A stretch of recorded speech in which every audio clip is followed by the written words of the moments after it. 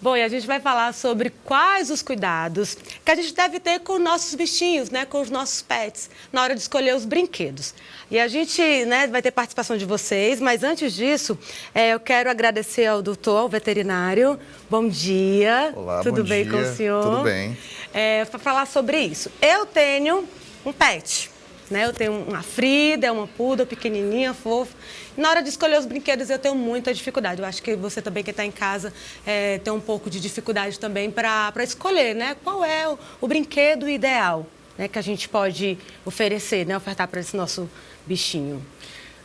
Quanto à questão de escolha de algum brinquedo, né, nós temos que verificar, primeiramente, a necessidade. Se você basicamente vai ter necessidade de ter algum brinquedo que seja comestível, né? Ou, às vezes, aquele brinquedo que basicamente vai ser só para um entretenimento do cão, certo? Ou do gato, que basicamente você vai ofertar para que ele passe o dia entretido, né? E aquilo ali ocupe um pouco mais do tempo dele, certo? A gente deve ter cuidado nos comestíveis, principalmente para a questão da presença de corantes, em alguns deles, né?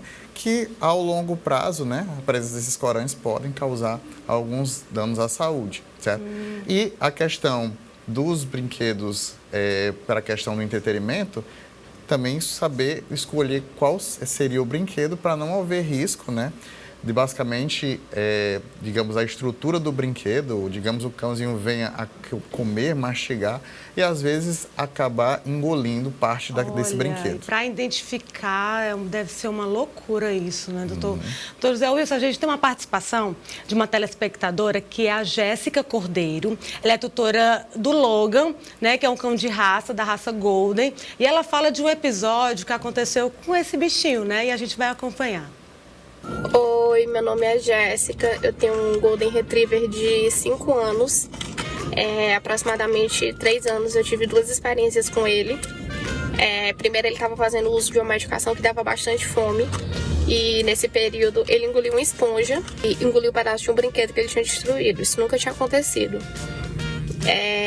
A esponja ele conseguiu vomitar voluntariamente, ninguém precisou induzir. Mas o brinquedo a gente precisou fazer uma endoscopia na época, né, para fazer a retirada. Felizmente estava no estômago, porque realmente quando o corpo estranho está no intestino é bem mais complicado, que foi o que aconteceu mais ou menos 1 ano depois. Ele não engoliu nenhum objeto específico, mas aparentemente ele vinha engolindo coisas pequenas já há algum tempo que foram se acumulando, formaram esse corpo estranho no intestino dele e ele teve que fazer um procedimento para tirar. O pós-operatório é bem mais complexo que no caso da endoscopia. Ele precisou passar de 3 a 4 semanas numa dieta líquida para pastosa. Como tutora, a dica que eu dou é sempre tomar cuidado com os brinquedos que você está apresentando para o seu cachorro, principalmente se ele tem a tendência a destruir. Em relação ao comportamento dele, se seu cachorro tem apetite, ele sempre come e do nada ele começa a rejeitar comida ou bota a banca para comer. Um cachorro que sempre come ração e do nada começa a comer apenas se você coloca alguma coisa em cima, um sachê, frango, alguma coisa, você deve investigar. A falta de apetite, a mudança do apetite, o cachorro que não é seletivo e passa a ser do nada, deve ser investigado, pode ser sintoma de alguma coisa. Se o cachorro também começa a ficar reativo, não quer que as pessoas encostem nele ou que não peguem nele em um lugar específico, vá no veterinário. Se verificar também que está faltando parte de algum brinquedo, algum objeto que sumiu, o cachorro que gosta de brincar com meia, também vai ao veterinário. Tem muitas receitas caseiras na internet, né, sobre como induzir o vômito, na hipótese do cachorro ter engolido alguma coisa. Você pode, lógico, e deve tirar dúvida com o seu veterinário, mas como tutora eu não aconselho fazer isso sem supervisão. Dependendo do que o cão engoliu, pode ser muito perigoso induzir esse vômito. Imagina que ele engoliu, sei lá, um objeto pontiagudo.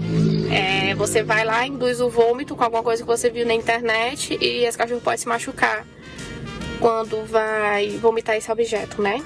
Então, sempre vai no veterinário, observa o comportamento dele.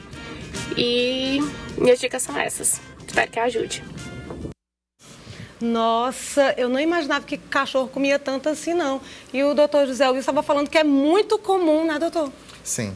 É muito comum a gente receber na clínica animais que acabaram ingerindo alguma parte de um brinquedo, ou o brinquedo deles mesmo, ou assim, alguma coisa indevida dentro da casa. Por exemplo, o brinquedo das crianças, até mesmo como ela mesma relatou, a questão de esponjas, certo? Alguma coisa que ele basicamente atraiu ele acabou por engolir, né?